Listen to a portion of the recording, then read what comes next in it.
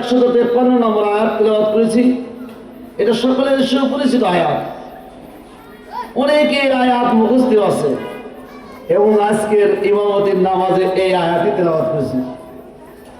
ইয়া আইয়ুহাল্লাযীনা আমানুস্তাঈনু বিস-সাবরি ওয়াস-সালাহ ইন্নাল্লাহা মা'আস-সাবিরিন। আল্লাহ রাব্বুল আলামিন ডাক দিয়ে বলতেছেন, হে ঈমানদারগণ, হে বিশ্বাসীগণ, তোমরা ধৈর্য এবং সাহায্য প্রার্থনা করো নামাজের মাধ্যমে। বলেন সুবহানাল্লাহ। কে বলেছেন? আল্লাহ বলেছেন, ইয়া আইয়ুহাল্লাযীনা আমানুস্তাঈনু বিস-সাবরি ওয়াস-সালাহ। হে ঈমানদারগণ, হে বিশ্বাসীগণ, তোমরা ধৈর্য এবং সাহায্য প্রার্থনা করো নামাজের মাধ্যমে। ইন্নাল্লাহা মা'আস-সাবিরিন। আল্লাহ তাআলা বলতেছেন, আমি সবরকারীদের সঙ্গে আছি। বলেন সুবহানাল্লাহ। আবার আল্লাহ রাব্বুল আলামিন সূরা বাকারার 56 নম্বর আয়াতে বলতেছেন, আল্লাযীনা ইযা আসাবাতহুম মুসিবা ক্বালু ইন্না লিল্লাহি ওয়া ইন্না ইলাইহি রাজিউন। আল্লাহ তাআলা ডাক দিয়ে বলতেছেন, ধৈর্যকারী কারা? ধৈর্যকারী কারা? আল্লাযীনা ইযা আসাবাতহুম মুসিবা, যে বিপদের সময়, মুসিবতের সময়, যে বিপদে পড়ে, মুসিবতে পড়ে যায়, তখন বলে ক্বালু ইন্না লিল্লাহ। তখন বলে, আমি তো আল্লাহরই, আমি তো আল্লাহ তোমারই। আমাকে যত বিপদ দাও না কেন, আমি তো কারো নয়, আমি তো আল্লাহ তোমারই। বলেন সুবহানাল্লাহ। ওয়া ইন্না ইলাইহি রাজিউন। এবং শুধু তোমারই নয়, তোমার নিকটই আমি ফিরে যাব। বলেন সুবহানাল্লাহ। আমাদের যদি কেউ মারা যায়, তাহলে বলি ইন্না লিল্লাহি ওয়া ইন্না ইলাইহি রাজিউন। আমরা মনে করি এটা তো বাক্য, এটা বলতে হয়। এখানে কি বলছে? আল্লাযীনা ইযা আসাবাতহুম মুসিবা, যদি কোনো ব্যক্তি বিপদে পড়ে যায়, মুসিবতে পড়ে যায়, তখন সে জানি বলে ক্বালু ইন্না লিল্লাহ। আল্লাহ আমাকে যত বিপদ দাও না কেন, যত মুসিবত দাও না কেন, সাগরে ফেলো না কেন, আমার মাকে, আমার বাবাকে, আমার সন্তানকে যদি তুমি দুনিয়ার জমিন থেকে বিদায় নিয়ে যাও, তাও আমি তো তোমারই। সুবহানাল্লাহ। আমি কারো না, আমি তো তোমারই। তুমি আমাকে ধৈর্য ধারণ করার তৌফিক দান করো। ওয়া ইন্না ইলাইহি রাজিউন। আমি তো তোমার নিকটই ফিরে আসতেছি, ফিরে যাব। বলেন সুবহানাল্লাহ। আল্লাহ তাআলা বলতেছেন, তুমি যদি ধৈর্য ধারণ করো, সবর করো, কিসের মাধ্যমে করবে? ওখানে বলতেছেন, ইয়া আইয়ুহাল্লাযীনা আমানু। ঈমানদার ব্যক্তিকে ডাক দিয়ে বলতেছেন, বিশ্বাসী ব্যক্তিদেরকে ডাক দিয়ে বলতেছেন, ইয়া আইয়ুহাল্লাযীনা আমানুস্তাঈনু বিস-সাবরি ওয়াস-সালাহ।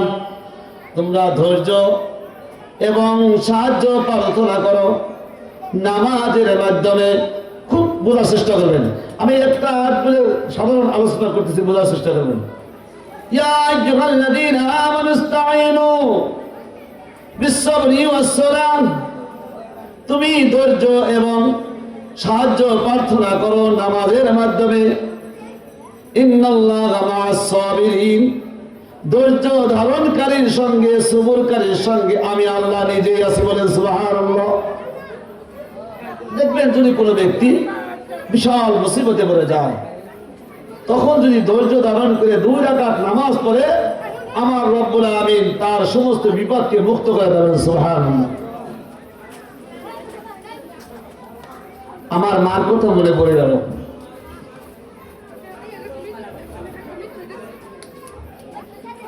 আমি মাঝে মাঝে অসুস্থ হয়ে পড়তাম। আমি যখন অসুস্থ হয়ে পড়তাম, আমার মাকে কখনো দেখি নাই আমার কাছে আসতে। আমার মা অজু করে 2 রাকাত নামাজ পড়ছে, বলতেছে ওর কাছে যে আমার কি হবে, আমি ওর সৃষ্টিকর্তার কাছে চাইতেছি, আল্লাহ ওকে তুমি সুস্থতা দান করো। সেই দুয়ার ভান্ডার চলে গিয়েছে গত বুধবার দুপুর 1টার সময় বিদায় নিয়েছেন। আপনারা সকলে দোয়া করবেন। আমি ভাবছিলাম না আজকে আলোচনায় বসবো, তারপরে বসলাম। হঠাৎ করে আলোচনা করতে করতে আমার মার কথা মনে পড়ে গেল যে কিভাবে সে আমাদের জন্য দোয়া করেছে। আমি যখন মসজিদ থেকে আসতাম তখন বলতো, বাবা তুমি আসছো। যখন মসজিদের দিকে রাত্রে যাইতাম, আমার মা তাহাজ্জুদ পড়ে নামাজের আগে আমার জন্য দোয়া করতো, আল্লাহ আমার সন্তানকে মসজিদ পর্যন্ত সুন্দরভাবে যাওয়ার তৌফিক দান করো। আমি কোনোদিন বিপদে পড়ি নাই। আমি দুনিয়াবি যত বিপদেই পড়েছি, সমস্ত বিপদ আমার উদ্ধার হয়েছে, আলহামদুলিল্লাহ। তাই বন্ধুরা, আমার মার জন্য দোয়া করবেন। আমি হাদিস থেকে একটা আয়াত তেলাওয়াত করেছি, ইন্নামাল আ'মালু বিন্নিয়াত। বান্দার কাজ 3টি, আল্লাহর কাজ 1টি। বান্দার কাজ কয়টি? আল্লাহর কাজ 1টি। বান্দার কাজ 3টি, আল্লাহর কাজ 1টি। বান্দার কাজ 3টির মধ্যে প্রথমে নিয়ত করবে, দ্বিতীয় হলো চেষ্টা করবে, তৃতীয় হলো কি করবে? দোয়া করবে। আমার আল্লাহ তাআলা কবুল করবে, বলেন সুবহানাল্লাহ। বাইজিদ মুস্তামি রহমাতুল্লাহ আলাইহির একটা ঘটনা মনে পড়ে গেল। তিনি বিশাল বুজুর্গ বাড়ি দিয়েছিলেন। খুব খেয়াল করে কথাগুলো শুনবেন। বাইজিদ মুস্তামি রহমাতুল্লাহ আলাইহি বিখ্যাত আলেম দ্বীন বুজুর্গ ছিলেন। তার জামানায় হঠাৎ করে দেখতেছেন যে কিছু যুবক ছেলেরা পরিপাটি হয়ে কোথায় জানি যায়। বাইজিদ মুস্তামি রহমাতুল্লাহ আলাইহি তার সঙ্গীদেরকে ডাক দিয়ে বলতেছেন, তার শিষ্যদেরকে ডাক দিয়ে বলতেছেন, এ আমার সাথীরা, এই যুবকের আমি কয়েকদিন ধরে লক্ষ্য করছি পরিপাটি হয়ে কোথায় যায়, সাজুগুজু করে। তার শিষ্যরা বলতে চায় না। ডাক দিয়ে বলতেছে, হুজুর আমার তো বলতে ইচ্ছুক না আপনার কাছে কোথায় যান। বাইজিদ মুস্তামি রহমাতুল্লাহ আলাইহি শিষ্যদেরকে ডাক দিয়ে বলতেছে, বড় সমস্যা নাই, কোনো কিছু বললে সমাধান হয়, কথা ঠিক না? বাইজিদ মুস্তামি রহমাতুল্লাহ আলাইহি সঙ্গীদেরকে ডাক দিয়ে বলতেছে, আমার সাথীরা, ওই মহল্লার ভিতরে কয়েকদিন ধরে খেয়াল করছি কিছু যুবকেরা পরিপাটি হয়ে যায়, কোথায় যায় আমি জানতে চাই। সাথীরা উস্তাদের কথা অমান্য না কইয়া ডাক দিয়া বলে, হুজুর আমরা বলতে চাই নাই, তাও যখন আপনি আমাদেরকে বলার জন্য নির্দেশ দিয়েছেন, অর্ডার করেছেন বলার জন্য, আমরা বলতে বাধ্য। হুজুর ওই মহল্লার ভিতরে একটি সুন্দর ঘরের ভিতরে একটি দুশ্চরিত্রা মহিলা, পতিতা মহিলা ওখানে দেহ ব্যবসা করে, বলেন নাউজুবিল্লাহ। মেরে দোস্ত বুজুর্গ, বাইজিদ মুস্তামি রহমাতুল্লাহ আলাইহি বলে, হে আমার সাথীরা, ওখানে প্রতিদিন ওই দুশ্চরিত্রা মহিলা ওখানে দেহ ব্যবসা করে। কিসের মাধ্যমে, কিসের কারণে করে, কি ইনকাম সোর্সে করে, একটু জানতে চাই। তারা সকলে খবরাখবরি নিলেন। নেওয়ার পরে দেখলেন ওই পতিতা মেয়ে 1 রাত 1 ছেলেকে 200 দিরহামের মাধ্যমে রাখে, বলেন নাউজুবিল্লাহ। বাইজিদ বুস্তামি রহমাতুল্লাহ আলাইহির কাছে যখন এই সংবাদ আসলেন, হুজুর ওই পতিতা মেয়ে দেহ ব্যবসা করে 200 দিরহামের কারোর মাধ্যমে একটা ছেলেকে এক রাত তার কাছে অবস্থান করায়, দেহ ব্যবসা করে। বাইজিদ বুস্তামি রহমাতুল্লাহ আলাইহি বলে, আরো কম বেশি লাগে কিনা জানতে চাই। বলতেছে, না হুজুর 200 দিরহাম চা।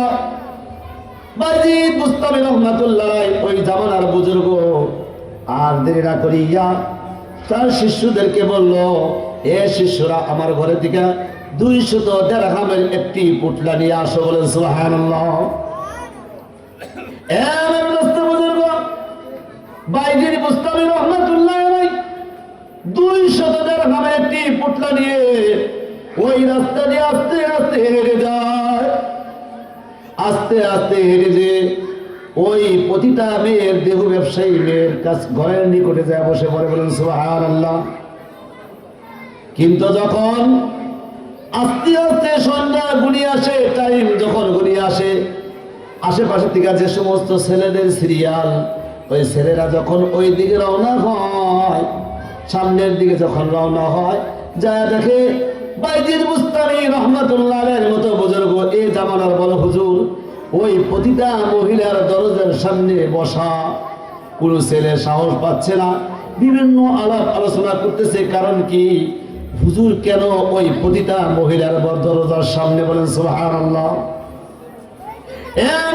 বুজুর্গ আমার আল্লাহ তাআলা বলতেছেন, বান্দার কাজ 3টা, আমার কাজ একটা। বলেন সুবহানাল্লাহ। বাইজিদ বুস্তামি রহমাতুল্লাহ আলাইহি আর দেরি নয়, ওখানে বসে গিয়েছেন। সঙ্গে সঙ্গে ওই প্রতিটা মেয়ে ঘরের থেকে আরেকটা, তার দেহরক্ষক আরেকটা মেয়ে আছে, তাকে বলতেছে, যাও যাও খবর নাও কেন কাস্টমার আমার ঘরে আসতেছে না।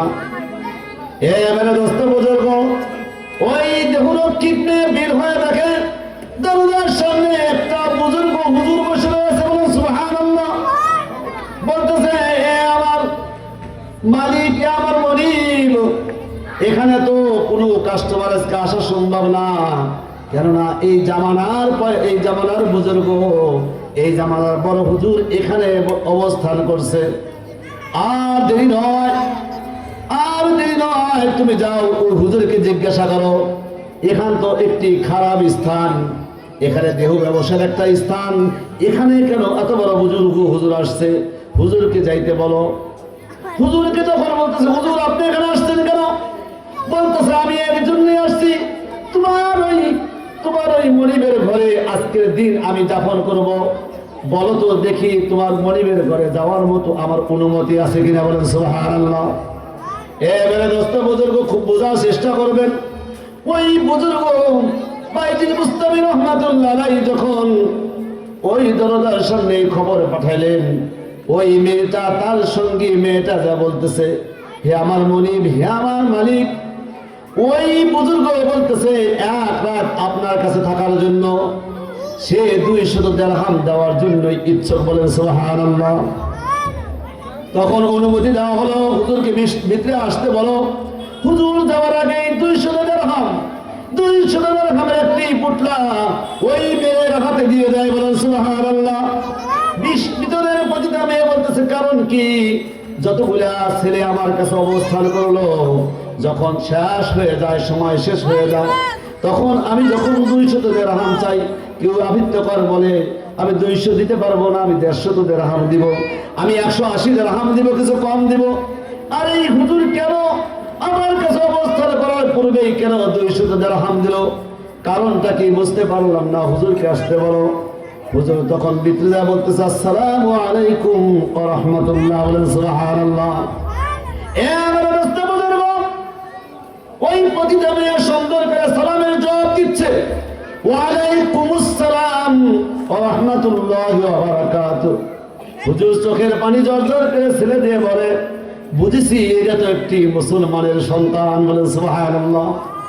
যত সুন্দর করে সালামের উত্তর দেয়, এ তো যদিও খারাপ দেহ ব্যবসা করে, এ তো একজন মুসলমানের সন্তান, আমি একে আল্লাহর রাস্তায় উঠিয়ে দেওয়ার জন্য চেষ্টা করব। বলেন সুবহানাল্লাহ।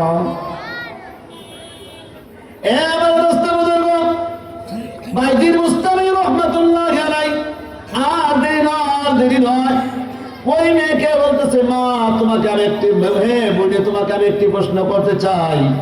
তোমার ঘরে আমি 200 দিরহাম দিয়েছি, 200 দিরহামের কারণে আমি সারা রাত তোমার ঘরে উদযাপন করব, আমি যা বলবো তুমি তো তাই করবে। ওই মেয়ে ডাক দিয়ে বলতেছে, হুজুর আমি 200 দিরহামের মাধ্যমে আপনার কাছে জিম্মি হয়ে গেছি, বিক্রি হয়ে গেছি। আজকের রাত্রের জন্য আপনি যা বলবেন আমি তাই শুনতে রাজি। বলেন সুবহানাল্লাহ।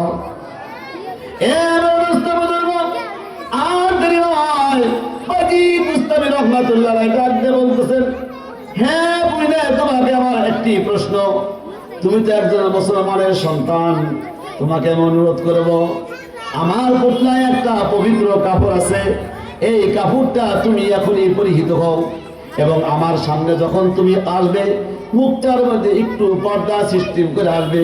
আমি তোমার সাথে শুধু কথা বলবো, তোমার চেহারা আমি দেখতে চাই না। আজকে 200 দিরহামের মাধ্যমে তোমাকে ক্রয় করেছি। বলেন সুবহানাল্লাহ। আর দেরি নয়, ওই মেয়েটা হুজুরের কথা মতো বাস গোসল করে ওযু করে সুন্দর করে হুজুরের নিকটে আসলেন। হুজুর আর দেরি করলেন না, তার পুটলের থেকে 2টা জায়নামাজ বের করে বলতেছেন, এ বইনে তোমাকে এত সুন্দর যে চেহারা দান করলো তাতে তুমি খুশি কিনা? মেয়ে ডাকতে বলতেছে, অবশ্যই আমি খুশি। যদি খুশি না হইতাম, আমার চেহারা যদি না হইতো হুজুর 200 দিরহাম দিয়ে আজকে যুবক ছেলেরা রাত্রি আমার কাছে কাটাইতো না। তাই আমার চেহারা সুন্দর বিদায় আমাকে 200 দিরহামের মাধ্যমে ছেলেরা আমার কাছে রাত্রে উদযাপন করে। সকালবেলা নাউজুবিল্লাহ। হুজুর ডাক দিয়ে বলতেছেন, বাইজিদ মুস্তামি রহমাতুল্লাহ আলাইহি ডাক দিয়ে বলতেছেন, এ বুইনে আর দিন নয়, যে রব্বুল আলামিন তোমাকে সুন্দর চেহারা দান করলো, যে রব্বুল আলামিন তোমাকে দেহ ব্যবসার জন্য এত সুন্দর খবসরত দান করলো, যে রব্বুল আলামিন তোমাকে এত চেহারা দান করার পরে তোমাকে এই ব্যবসার মধ্যে নিযুক্ত করেছে, তুমি কি চাও না ওই রবের কাছে একটু দাঁড়িয়ে ওই রবের সাথে একটু কথা বলি? বলেন সুবহানাল্লাহ। বলতেছে, হুজুর আমার তো মনে চায়, আমি তো কোনোদিন বুঝতে পারি নাই এইরকম সুযোগ আমার আসবে। মেরে দোস্ত বুজুর্গ, বাইজিদ মুস্তামি রহমাতুল্লাহ আলাইহি আর দেরি নয়, সঙ্গে সঙ্গে 2টা জায়নামাজ বের করে বলতেছে, হে বইলে তুমি আমার পিছনে জায়নামাজের মধ্যে দাঁড়িয়ে যাও, আমি তোমার সাইডে একটু সামনে জায়নামাজে দাঁড়িয়ে যাই। বলেন সুবহানাল্লাহ। বাইজিদ মুস্তামি রহমাতুল্লাহ আলাইহি ওই মেয়েকে দাঁড় করিয়ে দিয়ে নামাজের ভিতরে দাঁড় করিয়ে দিয়ে বাইজিদ মুস্তামি রহমাতুল্লাহ আলাইহি সামনের জায়নামাজ দাঁড় করিয়ে দিয়ে আল্লাহ তাআলার কাছে বলতেছে, রব্বুল আলামিন তোমার বান্দি তোমার থেকে বিচ্ছিন্ন হয়ে যাচ্ছিল, আমার দায়িত্ব ছিল তোমার কাছে দাঁড় করিয়ে দেওয়ার জন্য, আমি তোমার বান্দিকে তোমার কাছে দাঁড় করিয়ে দিলাম, তুমি তোমার বান্দিকে কবুল করে নাও। বলেন সুবহানাল্লাহ। ওই বান্দিকে দাঁড় করিয়ে দিয়ে বান্দির আর দেরি নয়, পাশের রুমে যারা 2 রাকাত নামাজ আদায় করে বান্দিকে বলছে, আমি যে পর্যন্ত তোমাকে সাড়া না দিব এ পর্যন্ত তুমি দণ্ডায়মান হইয়া আল্লাহর কাছে নামাজ পড়ো এবং তাসবিহ তাহলিল করতে থাকো। বাইজিদ মুস্তামি রহমাতুল্লাহ আলাইহি পাশের রুমে যা বসে বসে বলতেছে, রব্বুল আলামিন আর দেরি নয়, আমার কাজ ছিল তোমার সামনে তোমার বান্দিকে দাঁড় করিয়ে দেওয়ার জন্য, আমি দাঁড় করিয়ে দিয়েছি। রব্বুল আলামিন আমি তোমার বান্দিকে দাঁড় করিয়ে দেওয়ার আমার দায়িত্ব ছিল, তোমার বান্দিকে তুমি কবুল করে নাও। বলেন সুবহানাল্লাহ। মেরে দোস্ত বুজুর্গ, বাইজিদ মুস্তামি রহমাতুল্লাহ আলাইহি দোয়া করে আর ফুপিয়া কান্না করে ওই মেয়েটার হুঁশ এসে যায়, আল্লাহর প্রতি মুতাওয়াজ্জহ হয়ে যায়। বলেন সুবহানাল্লাহ। আর দেরি নয়, ওই মেয়েটা সঙ্গে সঙ্গে দেখে হুজুর নাই, পাশে কান্নার শব্দ পাওয়া যায়, পাশে যায় দেখে হুজুর দোয়া করে, আল্লাহ তোমার বান্দিকে তুমি কবুল করে নাও, তোমার বান্দিকে এই খারাপের থেকে হেফাজত করে তুমি আবেদা মেয়ে হিসাবে কবুল করে নাও। মেরে দোস্ত বুজুর্গ, আল্লাহ দোয়া কবুল করে ওই মেয়েটা ডাক দিয়ে বলে, হুজুর একটু দেরি করেন, আর কান্না করিয়েন না,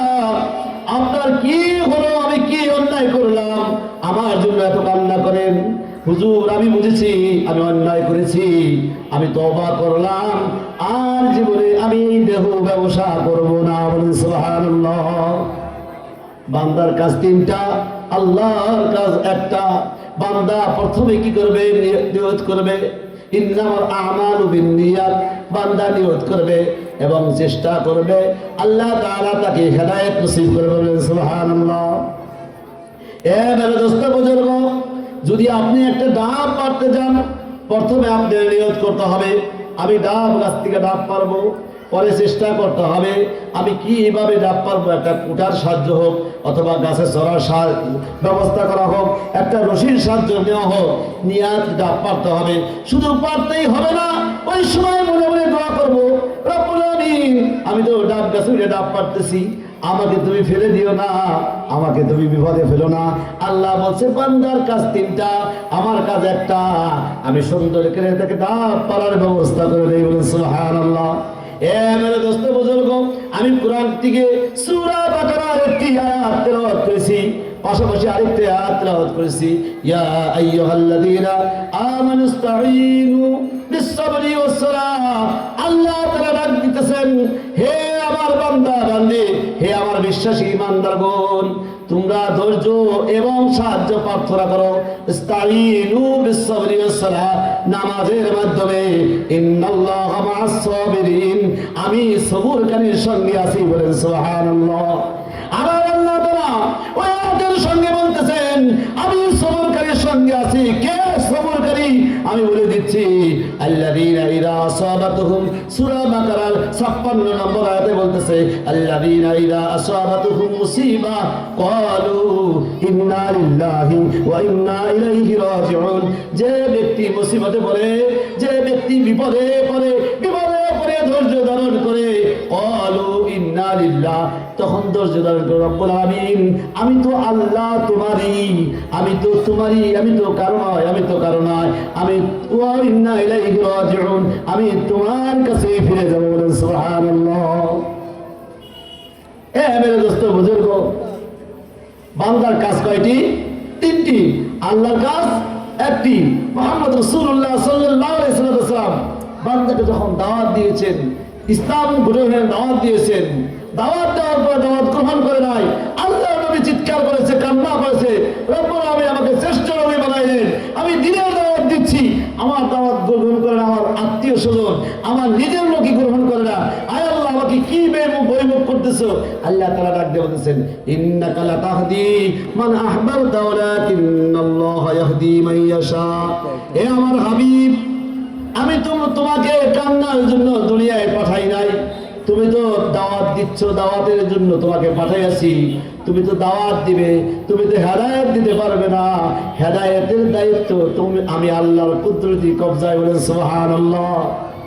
হে মেরে দোস্ত বুজুর্গ, আমার আলোচনার সময় শেষ, তাই আমি একটাই কথা বলবো, আজকে আপনাদের ঘরে ঘরে উলামায়ে কিরাম বিভিন্নভাবে দাওয়াত দিচ্ছে, ইমাম সাহেবরা খুতবা দিচ্ছে শুক্রবারে, এবং বিভিন্ন জায়গায় তো খুতবা দিচ্ছে, বিভিন্ন জায়গায় আলোচনা করতেছে, বড় বড় উলামায়ে কিরাম, মুফতি মুহাদ্দিসরা আলোচনা করছে। আমি তো মুফতিও না, মুহাদ্দিস না, আমি তো একটা কথা বললাম। তাই আল্লাহ তাআলার কাছে নিয়ত সহি করুন যে আল্লাহ রাব্বুল আমিন আমাদের সকলকে যেন হেদায়েত নসিব করে। সকল আমিন। আমি সকলের কাছে দোয়া করি, দোয়া চাই। বিশেষ করে আমি আজকে দোয়ার জন্য বিশেষ করে বসছি। গত 2020-এর 11ই অক্টোবর, 11ই নভেম্বর আমার আব্বা দুনিয়ার জমিন ছেড়ে বিদায় নিয়ে যান, এবং 2025 12ই নভেম্বর আমার মাও বিদায় নিয়ে যান। 20-এর 11ই নভেম্বরে আমরা মাহফিলে যাব, তখন ভাবছিলাম মাহফিলে যে যাব, আমার আব্বা অসুস্থ, আমি কি করে যাই। আব্বা বিদায় নিল, আমি নির্দ্বিধায় মাহফিলে চলে গেলাম।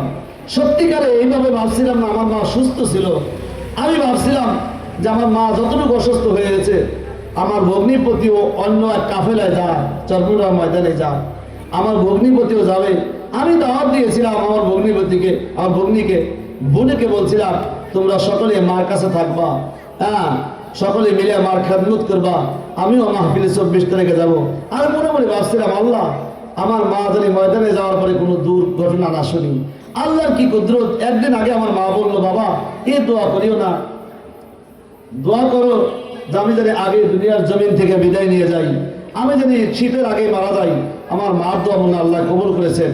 আমার মা গত বুধবার 12ই নভেম্বর দুনিয়ার জমিন থেকে বিদায় নিয়েছে।